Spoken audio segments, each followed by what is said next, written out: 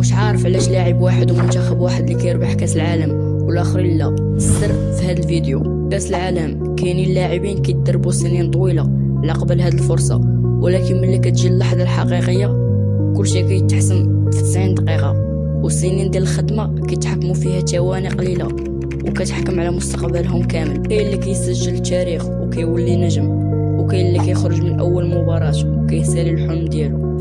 ولكن الاشكال مطروح، هو علاش نفس الموهبه نفس الحلم ولكن النتيجه مختلفه. السر ماشي في الموهبه، ولكن السر في اللي كيبقى مركز ومستمر تحت الضغط اللي كيتمارس عليه من طرف الجماهير وفارق الخصم والارهاق الجسدي والعقل العاطفي.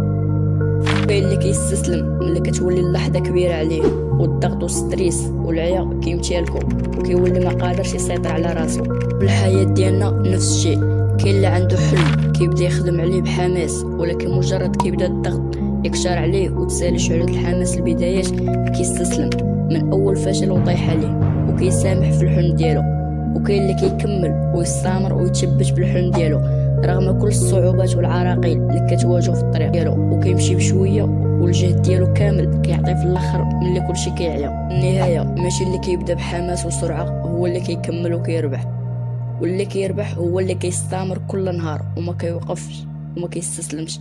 الحياه ما كتعطيش جوائز للاقوى، ولكن كتعطي الاكثر استمراريه وصلابه عقليه. الا كان كيعجبك بحال هذا النوع ديال المحتوى ما تنساش دير فولو، شاركنا في خانه التعليقات افكار اللي بغيتي تشوفوا الفيديوهات الجايه.